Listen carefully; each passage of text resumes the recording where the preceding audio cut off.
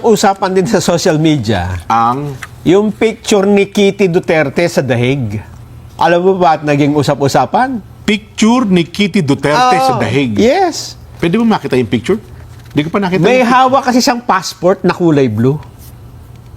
pass. Okay, oh. At sabi nila, ano ito?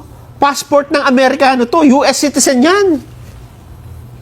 Ganun ba? Oo. Sabi nila, naku, nakalimutang itago ni Kitty yung kanyang passport. Nabuking tuloy na siya ay Amerikano. US citizen? Oo.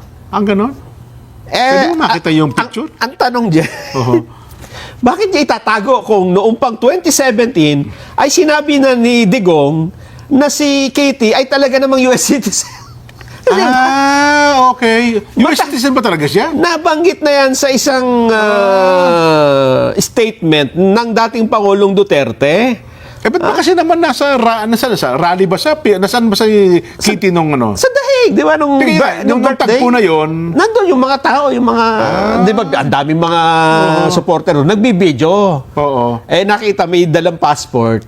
Ah. Ngayon, pinupuntusan ng mga anti-Duterte. Ba't baka naman kasi nasa ano, bit mo yung passport, mamaya may lagay mo kung saan yan eh. Hindi, ang punto ko, Jen. Oo. Bakit niya itatago? Gayong ito naman ay alam na noong pang 2017. Hindi niya talaga nila tinatanggi na siya na siya US citizen. Dahil ang Pangulong Duterte noong March 19, 2017, Oo. sa isang pagtitipon ng mga Pilipino sa Myanmar, ay sinabi niya sa isang pahayag na yung anak ko sa second wife ko na Amerikana, yung anak ko sa second wife ko, Amerikana yan. Ayun. Kasi Sino bang nanay ni Kitty? Si Hanelet? Okay. Oh. Pilipino yung itsura, pero doon ipinanganak yun. Naging nurse daw kasi si Hanilet sa US bago pumunta ng Amerika. Okay. Oo. Kaya ang usapan noon ay, kasi kaya niya sinabi yun, sino bang magiging susunod na hakbang? Yan ba si Kitty? Sabi, hindi po pwede ito kasi American citizen to eh. Ayun. Yun ang context, no? So talagang ano pala ito? US citizen, ano? Una, anong punto, di ba? Ng mga, parang sinasabi nila, naku, hindi naman pala Pilipino yan. Bakit, ano? Nung pa nga sinabi, hindi naman yan nililihim eh. Di ba? At saka, ikaw ba? Kung American citizen ka, tatay mo yung nakakulong dun eh. Totoo. Hindi, yun ang ano niya doon, punto, kaya siya nandun eh. Hindi naman sinasabing... ba't daw, ano pinupuna nung mga sumisita? Kasi, ang sabi nga nila, una, hindi ko alam kung anong puna doon. Parang ang gusto nilang palitawin, itinatago na ito ay hindi... Parang ito ay isang impormasyon na nabuking. Na yun pala ay matagal na sinabing US citizen talaga, si Kitty. 2017, ano na ngayon, 2025. Pangalan pa lang, Kitty, US citizen talaga. Veronica. Veronica Kitty. Duterte. Yes. Ayun. Ewan ko kung... Kasi ang problema ngayon, lahat ng pwede mong ibato, ibinabato mo no? Totoo. Hindi mo alam, noong pa nga alam yan di ba? Hindi naman sa pinagtatanggol natin. No? So, baka dinidepensahan natin. Kasi, factual lang po pinag-uusapan. Factual lang. Kasi, Jen, bakit ka magugulat? Ibig sabihin, ngayon mo lang ba yan nalaman? Di ba? Oo nga. Ikaw ang lilitaw ngayon. Ikaw ang lilitaw ngayon na aanga-anga. 2017, alam na ng marami yan Sinabi na ng President Duterte yan noon Pero ang ganda rin ni Kitty, no? Ang ganda ng beauty niya, no? Kaya nga pinagtatanggol ko. Kaya naman pala. Ayan. Di ba? Di ba? Ano ba dyan? Na-discover mo na, uy, ang balot pala may sisiw. Tapos mga babayan, ang balot pala may sisiw. Tsaka mayroong matigas na May matigas na bato. May bato. Pagka ngayon mo sinabi yan, ipinost mo, oy, mga babayan, na-discover namin. May sikreto pala ang balot, meron palang sisiw. Anong tawag sa'yo nun, Jen? Ha? Di ba mukha kang... Sabi ka, papupulay ko yung batok mo. Samantalang ito, Ayun. matagal na hong alam na yan American citizen, noon pa. Di ba? So, anong punto?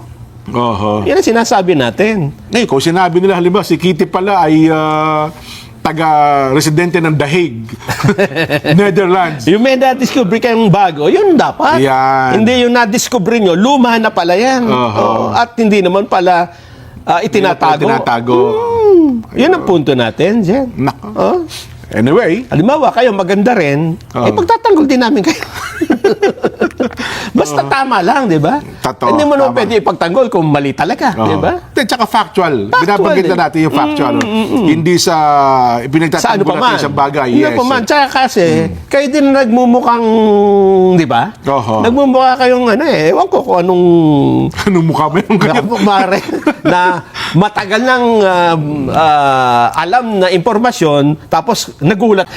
Mainit-init pa to. Yan ang sinasabi ko na naman. Sigurado, ikakat na naman tayo dito ng mga kinaukulang YouTuber at vlogger. Ha? Ituloy mo na yan. po. Baka wala pa sila niyan. Wala pa. Oho.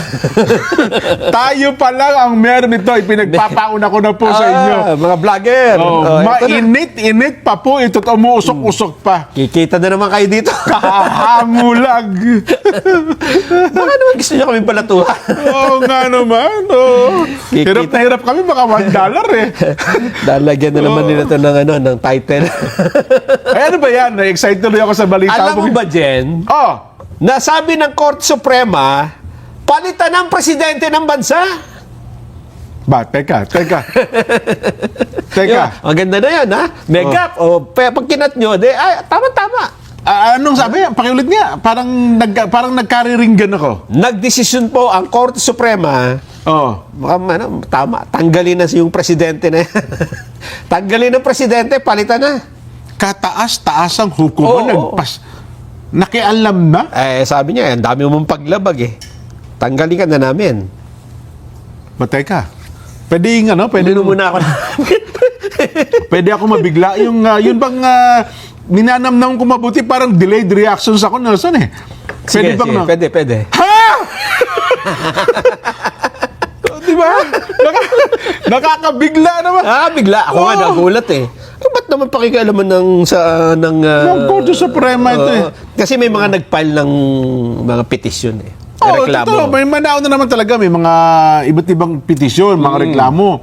Pero para magdesisyon ng kataas-taas ang hukuman sa bagay na yan, Oo.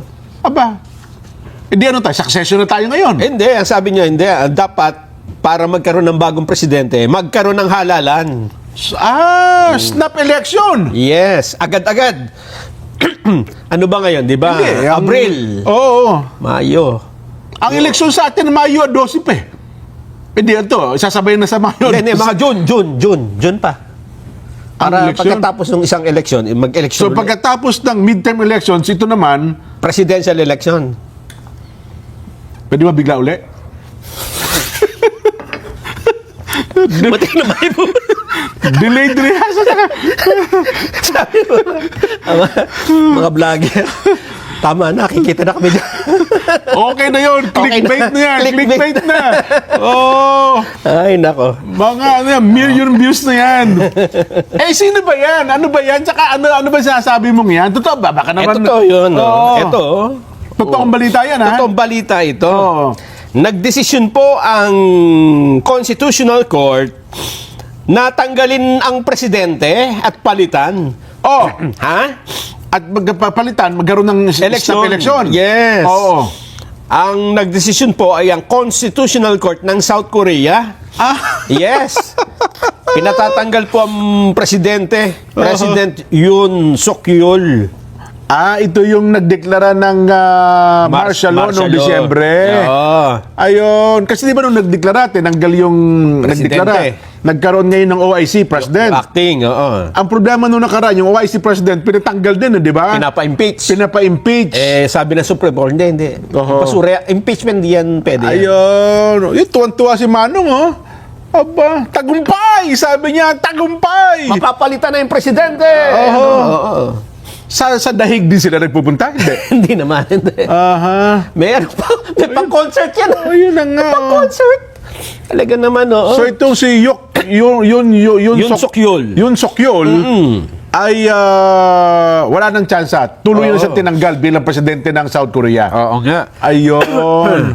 Oho. At dahil sa pagkakatanggal kayon, kailangan magpatawag ng presidential election sa South Korea sa loob ng 60 araw. Alinsunod ho sa kanilang saligang batas, sa kanilang konstitusyon. Ayun. Magsisilbi naman bilang acting president si Prime Minister Han Duck-soo Oho. hanggat wala pang naihahalal na bagong presidente. Ayun. Oho.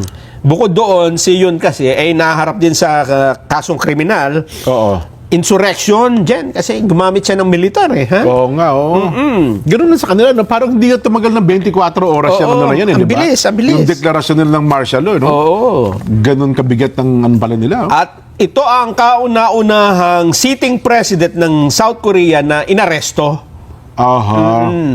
Inaresto siya mula nung January 15, pero pinakawalan rin noong Marso matapos kansilahin ng korte ang kanyang warrant of arrest. Ayun. At ngayon ay nagpasa na ang kanilang Constitutional Court. Tuluyan na siyang aalisin bilang presidente ng South Korea. Yes, pinagtibay yung naunang impeachment ng parlamento. Ganun pala sa kanila no. I-impeach muna ng parlamento tapos iakyat sa Constitutional Court para sila ang magpatibay. Di ba yung isa pinawalang bisa yung impeachment? Oo, yung acting Yung president. acting, ito Oo. naman pinagtibay ang impeachment. Ayun. At ang kasunod niyan ay eleksyon na sa June. Oo, 60 days eh. Oho. So ngayon ay Abril, Mayo, Hunyo. Oho. Hunyo at 3 a 4, ganyan. Ayun. Eh di sana ano. Bagay sa kanila sa South Korea, kahit ganyan may kagulo, tuloy pa rin ng ano, no? Oo. Hindi kagaya sa atin na kapag nagkaroon ng kaguluhan, Oo. ang daming epekto, lahat, no? Nahihinto ang maraming bagay, Oh.